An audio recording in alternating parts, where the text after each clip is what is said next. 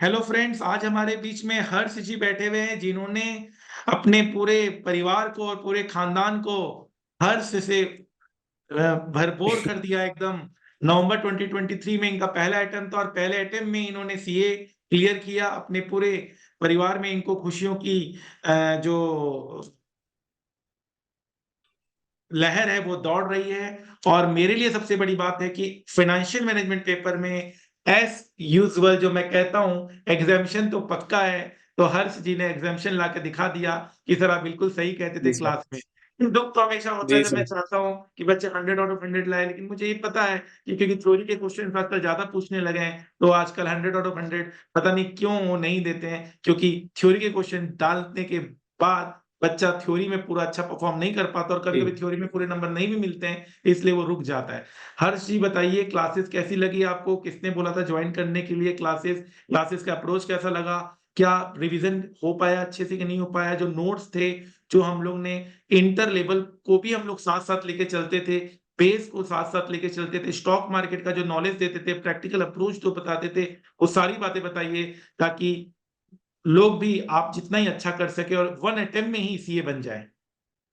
जी sir, approach sir काफी अच्छा था क्लास का। जो आपकी थीम थी लर्न टू अर्न, पहले आप लर्निंग कीजिए, उसके बाद अर्निंग के ऊपर फोकस कीजिए, तो वो एक काफी अच्छा अप्रोच था। और सर इंटर के कॉन्सेप्ट के बारे में बताऊँ तो फिर क्या होता है, इंटर पास होने के बाद सीए की स्टडी में बीच में 2 साल का गैप आ जाता है। तो इंटर के कॉन्सेप्ट कुछ जो है वाइप आउट हो जाते हैं, तो याद नहीं रहते उतने। तो आपने जो कॉन्सेप्ट्स वगैरह वापस से कवर करके रखा था, तो वो रिवीजन हो जाता है। तो वो एक बेज लेवल जो पहला अपना जो एक टारगेट होता है कि बेज अपन सेट कर दे, तो वो काफी अच्छा था।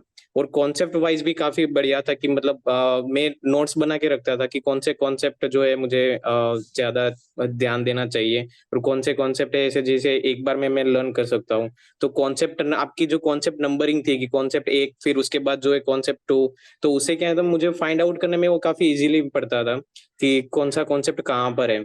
तो उसे मैं डायरेक्टली उस टॉपिक पे ऊपर जा सकता था जिसको मुझे ज्यादा टाइम रिवीजन करने की जरूरत पड़ती थी, या तो फिर आप सजेस्ट करते थे कि इसको ज्यादा आपको देखने की जरूरत है, इसमें से क्वेश्चंस आने के चांसेस ज्यादा है। तो उसको मैं अलग से ही डायरी के अंदर नोट करके रखता था कि ये वाले कॉन्सेप्ट के ऊपर मुझे ज्यादा ध्यान देना है। और जैसे ही क्लास खत्म हुई उसके बाद फिर रिवीजन भी आपके चालू किए थे यूट्यूब के अंदर से भी। आप जो है आपका जो सपोर्ट था, टेलीग्राम से भी सबका सपोर्ट था, और हर एक अपडेट आप जो देते रहते थे उससे भी काफी मुझे फायदा हुआ है रिवीजन करने में। और नोट्स भी और बुक्स वगैरह भी आपकी काफी सारी अच्छी थी। और जो जितने भी क्वेश्चन थे आपके, वो सारे के सारे क्वेश्चंस में सोल्व करके गया था ऑलमोस्ट। मैंने आपके बुक से और सब जगह से इंस्टीट्यूट के बुक से, मोस्टली तो आपसे ही बुक के 500 से ज्यादा क्वेश्चंस मैंने सोल्व किए थे, जितने भी मुझे टाइम अलाउ कर रहे थे उसके हिसाब से। और उसके हिसाब से फिर 61 जो है वो स्कोर करने के अंदर मैनेजेबल हुआ। तो मतलब ये कह सकते हैं कि सर के मटेरियल्स को कर लो आराम से, सारा कुछ उसी से आएगा, जी उसी को सर। रिवीजन करो। बस। तो जितना ज्यादा रिवीजन करेगा उतना ज्यादा मार्क्स लाएगा, जी। जितना ज्यादा उसको कवर कर पाएगा, क्योंकि एक वास्ट हाँ। मटेरियल के साथ हम लोग आते हैं, आप लोगों के पास एक एक कॉन्सेप्ट लेकर आते हैं, कुछ भी नहीं छोड़ते हैं। तो इससे बाहर जी। आने का सवाल ही पैदा नहीं होता है। क्या मैं सही कह रहा हूँ? जी सर, एकदम एब्सोल्युटली सर, एकदम राइट है। कोई वो दूसरा मटेरियल रेफर करने की जरूरत नहीं है, उसके अंदर सारे कंसेप्ट भी कवर हो जाते हैं। और एक कंसेप्ट के ऐसे नहीं कि सिर्फ एक हिम्मत ही भी सम नहीं है। होती है। हिम्मत भी नहीं होती है हाँ। जब कुछ ऑलरेडी इतना ज्यादा मैंने आप लोगों को पढ़ा दिया। थ्योरी में भी मैंने प्रिसाइज नोट्स दिया, उसी में से सब आता है। जी। जी, उसी में ही सब एग्जैक्टली, कुछ तो क्वेश्चन एग्जैक्टली सेम ही आ गए थे, तो डायरेक्टली इसी पॉइंट अपन को रीड करके इसे डायरेक्टली लिखना था। तो कुछ क्वेश्चन तो वहीं से ही आ गए थे। और आपने जो सजेस्ट किए थे कि 5 आपके जो चैप्टर है उसके ऊपर ही आपको ज्यादा फोकस करना है, तो बाकी के चैप्टर को थियरी में मतलब पढ़ने की जरूरत ही नहीं है। उस 5 में से ही 20 मार्क्स की थियरी आने वाली है। तो वो एक गाइडेंस आपका जो था, टाइम सेविंग एक साबित हो चुका था। तो हम लोग बोलते रहते हैं, लेकिन एक्चुअली में जब आप उस बात पे विश्वास करते हो ना, और आप कोई ऐसे वैसे नहीं हो, आप एक अटेम्प्ट में सीए बने हो, कितने सौभाग्यवान हो आपको क्या पता। और जी। आप जब ये बोल रहे हो तो मेरा एक होता है ना यार, सर का क्या है, सर लोग तो कहते हैं उसमें क्या दिक्कत है।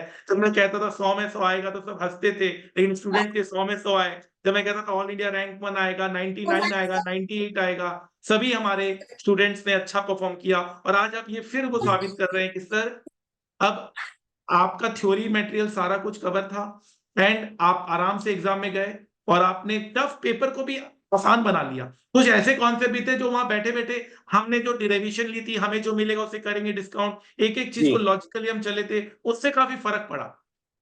जी सर, ये इस बार का क्वेश्चन पेपर ही उस टाइप का था कि अगर आप लॉजिकली जा ही नहीं रहे हो, आप सिर्फ फॉर्मूला रट्टा मार के चले जाते हो, तो फिर वो क्वेश्चन पेपर इजी था ही नहीं कि उसको रट्टा मार के सोल्व किया जाए। जो आपने मतलब पूरा फॉर्मूला डिराइव करके बताया था कि इसको लॉजिकली ऐसे सोल्व करना है, अगर बाई चांस अगर फॉर्मूला भूल भी जाते तो आपके लॉजिक की वजह से कभी कभी वो क्वेश्चन है ना राइट पड़ जाता है। तो उसकी वजह से भी एक मैनेजेबल होता है कि अपन जो है टफ पेपर को भी इजी बना दे। और इस बार का एफआर का पेपर थोड़ा टफ आया था, उसके बाद एसएफएम का पेपर को मतलब इस तरीके से देना एक काफी बढ़िया बात होती है। तो वो जो बाउंस बैक करने की आपकी जो सीख थी कि जो हो चुका है वो उसको भूल जाओ, और हर आपके जो बुक का एक मटेरियल था उसके अंदर मुझे काफी बढ़िया पॉइंट लगा कि बुक के हर पेज के नीचे एक जो कोट था, लाइन जो मतलब लाइफ को इंस्पिरेशन करते रहता है।